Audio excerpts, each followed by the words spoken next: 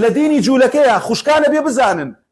ئافرەت پیسترین کەسی کۆمەڵگەیە لە ناویانە. ئایا ئێوە ئەزانن کە شەرمی نییە ئافرەتەکەوێتە سوڕی مانگانەی خۆی جوولەکە بە پیسی ئەزانێت لەگەڵی دانانشێ لەگەڵی نان ناخوا ناڵێن لە غورفەکەشیان نابخەوێ. کاکە دەبڕۆن سەیری دینەکانی ترکەن. من ناڵێم بڕۆ فەڕێ دینێتر لێدە و دوای وەرەوە چکۆم لەوا کاتە من دەرفەتت نەدا 5-6 ساڵ بیتە جوولەکە وەختی خۆی کابرایەکی فارسە بوو بووە گاور وتم کورە ئاغا بۆ بوویتەتە گاور من خۆم پێ وت کورە وتی 30-40 ساڵە مسلمان هەستم پاش 6 ساڵ کێرەستیان میشەم چی میشێ وتی من 30-40 ساڵە مسلمان پێش 6 ساڵیش گاورە من زایەتە چی وەساکە گۆرەتم داما لەواگەم 5 ساڵات بوونیت و ئێ بەدەل ئابدین بۆ خۆ لە دۆزە قاتمێنیت و فبۆیە من ناڵێم فەڕێی دینێتر لێدەن بەس بڕۆن سەیری واقعی ژیانی دینەکانی ترکەن لە چ ڕەزالەتێکان. ئافرەت کاڵایەکە لەلایەن تەسەورەکەی لە ناو جوولەکە ژن هاوردن لە مەزەبی حرێدیمە ئافرەت نازانێت کێشووە کاتە کێ هەتا وەکو ئەو ڕۆژەشی ئەمرێ لەو کاتانی کە بەیەکەوە خەو نابێت دەموچاوی ئافکور ئەمانە هەر وەحشی گەریە کاکە.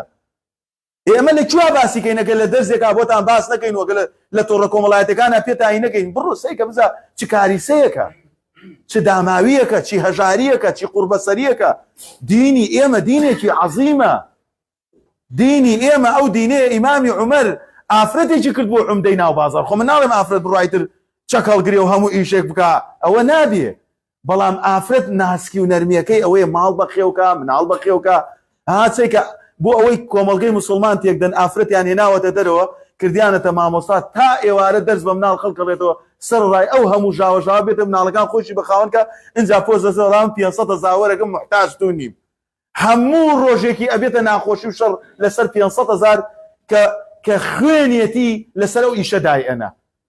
یعنی ئافرەت چه ئافرەتێکەیە ئێستا لە حاڵەتی ئیجتیماعی ئەم ڕۆژگارەیە من باسی عێراق ناکەم چکەم کوردستان سفر و لە هەزارە سفر ئەو لای فاریزەیە لە جیهانە کە ئەم وەزعە بەسەر ئافرەتە هاتووە. ئافرەت کاتێک کە ئەچێ مامۆسای مەکتەبە کە ئەندازیارە کە حاکم و مەحامیە لە دنیای ڕۆژ ئاوا و پێشکەوتووە دایکە ئەبێ بڕاوی شەشکاو بێتەوە لە خەسالەکەش. وەڵای ڕۆژێ بەرنامەیەکم بینی لە ئەوروپا بەرنامەیەکی ئیجتیماعی بوو ژنەکە مامۆستا بوو فەقیرە 2 سەعات پێش پیاوەکەی هەڵەسا مناڵەکانی حازرە کرد خواردنی حازرە کرد نانێدای مناڵەکان بە پەلە سوار سیارە بوو مناڵەکانی بردە مەکتەب خۆی شێچوو بۆ شوێنێتر بۆ دەوام ئەویت ئەوە ژیانمە. لای ئێمەش ژن کوێخایە ژن ئاغایە ژن ساحێب بەنقا جاو وەختی خۆی لە ئەوروپا کابرایەکە بوو لە مەعمەل بەیەکەوە ئیشمانە کرد باسمە کرد جاویتە وابێ ژن لای ئێوە خۆ هەموو شتەکان هەر ژنە ئەموت بەخوا پیا و ئەڕوا ئیشەکە پارەکەدانا لە ماڵ زۆر جار نازانێت چەندێکیە شتوا چۆنە بێ تەسەور ئەەکەی برایەک بۆ میگێڕا ڕەنگی سەرم ڤیدۆی شابی بینێ وتی کوڕودایکێک هاتن بۆ شوێنەکەی من ئەو ژیانی ئەوان زۆر کو لە مەرجیە برایان خوشکان ژیانیان زۆر کو لە مەرجیە دایکێک و کوڕە چوونەتە مەطعەمێکی کابرایە کوردەوە نان بخۆن وتی کوڕەکە تقریبا 30 دینار 40 دینار عێراقی خۆمان پارەکەی کەم بوو پەتاتەی پێ بکڕێ وتی منەی دەمەوێت دایکێت مەی دەرێ بۆ پارەی پێ نییە وتم باشە تۆ دایکی پارەکەشی بۆ نادی ناڵی منیش بە بەلاشبی دەبێ ئەوە ڕەحم و بەزەیە ئەوە بۆ لەبەر نەبوونی دین لەبەر نەبوونی ئەوەی ئین الدین عند الله الئیسلام